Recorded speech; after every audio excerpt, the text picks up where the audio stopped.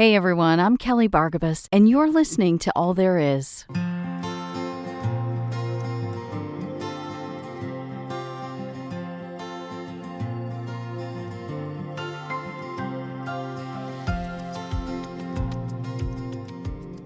Welcome back. Thanks for tuning in today. If you're caught up with the most recent episodes of Season 4, you already know that my husband was diagnosed with ALS 5 months ago. Anyone who's faced a life-changing or life-ending diagnosis will relate to this episode and the push and pull, the yin and yang, the opposing forces that this human experience serves us. I'm calling it gutted but grateful. The day they came for my husband's pickup truck was the hardest day yet. Like a swift kick in the gut, it happened fast, took me by surprise. I wanted to yell, "No, wait! Don't take it yet. What if he gets better? What if they find a cure? What if he doesn't progress for years and years and years? What if he's not like the others? What if he beats the odds? Don't take it yet. I'm not ready." It left me gutted. I know it's only a truck. A hunk of metal with 4 tires. Overpriced. They're a dime a dozen. Indulgent. An American symbol of manhood. Really, Kelly, they'd say, that's the least of your problems. Wouldn't you rather have a healthy husband than a stupid truck? But wait, I wanted to yell, don't take it yet. Don't you know he saved for months and months to pay down the sticker price? Don't you know he's waited for years to afford one again, after working and school and that corporate job? Do you know he drove a 2007 Lexus for 5 years and a sensible dad car, a Chevy SUV, before that one? He finally got this dream truck just last year, before we knew it was ALS, when we still thought he'd heal from surgery 1 and then surgery 2. And when he brought her home, he was happy.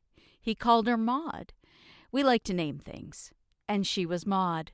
He was so happy. He spent months getting the trim just right, inside and out. Even the dog liked it.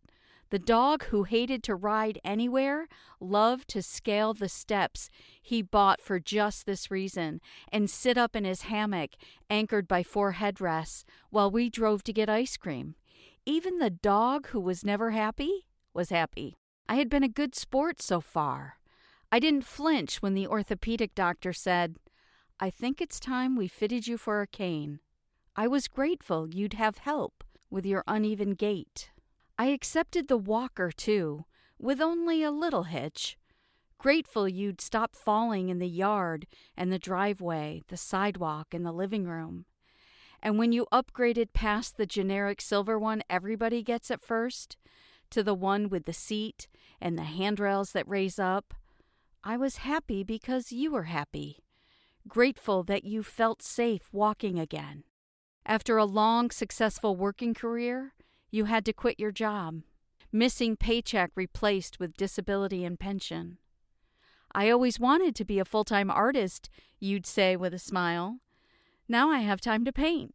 Except your arms are betraying your talent, and it's harder and harder to find the strength to hold up a paintbrush. Not to be outdone by this latest gut punch, you find the perfect piece of hydraulic equipment to hold up your arm so you can continue creating magic on paper. Gutted but grateful for the person who invented the sable moss and that we had the resources to get it. I was sick in my stomach the day we watched that team of young men drill holes into our beautiful porcelain-tiled stairs, going through drill bits faster than we were going through hope, carefully installing a stair glide chair on level 1 and then level 2. I worked so hard to make this happen. Every time you fought to get up the stairs, I wanted to cry, to sob for you. I wanted to cry now, sob even, for our one-of-a-kind mid-century modern home with architecture so unique that a power wheelchair would never fit through its narrow doors, and there was no place for a proper lift. I looked at you to see if you were sad. You weren't. You reminded me that the stair glides will let us stay in our dream home longer, and you were right. I was grateful. Grateful that you wouldn't have to pull your non-working legs up 14 stairs anymore with arms that could barely hold on. The devices kept coming. Shower chair, grab bar, frames around the toilet, braces for your legs, a handle for your cup, a recliner that lifted you to your feet, the all-black Velcro shoes. Each one an ego hit, you'd say. But where would we be without them? Whose life is this anyway? Gutted, but grateful. We bought Sally the mobility scooter so you could ride around the neighborhood with the dog on his leash, finally able to go with me on my walks, and so we could fold it up and take it with us as a safety net. You could go to the mall, Costco, the airport, the dog park, travel out of town, and not worry how many steps you had in the tank. I've handled it all with grace, I think, without much time or space to look around and feel sorry for what our life has become. But not the truck, not Maud. To me, this was too final. It was giving up. What if there is a miracle? Please, don't take the truck. But I'm being selfish. I watch how hard it is for you to get in the raised-up cab, pulling one leg in and then the other. It's not fair to you to hold on to something just because I want to hold on to you. We joke how we both made it this far in life without a minivan as we shop colors for a Honda Odyssey modified into a wheelchair van. Black, I say. If we have to get a van, it must be black. Betty, you say. You joke about painting the A-Team stripes on the side while I remind you that Gen Xers are the only ones who will get that reference now. And when it's time to pick it up, the power wheelchair comes with it. The VA is preparing you now for the worst case, where they think you'll end up. They fit you with the best wheelchair their money can buy. We'll call her Rhonda. I think I'm stuck in a nightmare while you trim it out just like you did Maud. You order the camouflage finish, an old-school gear shifter knob for your controls, a phone rack, a cup holder, a backpack for the chair, a side case so you'll have everything you need. You seem excited, accepting this new reality with grace and common sense, with gratitude. Our people are surprised, worried, I think. It's happening fast for them, too. They say, "Is he wheelchair-bound? He looks so good. I saw him stand, the poor thing." They don't understand yet what you taught me, that Betty and Rhonda actually give you back freedom that you had lost.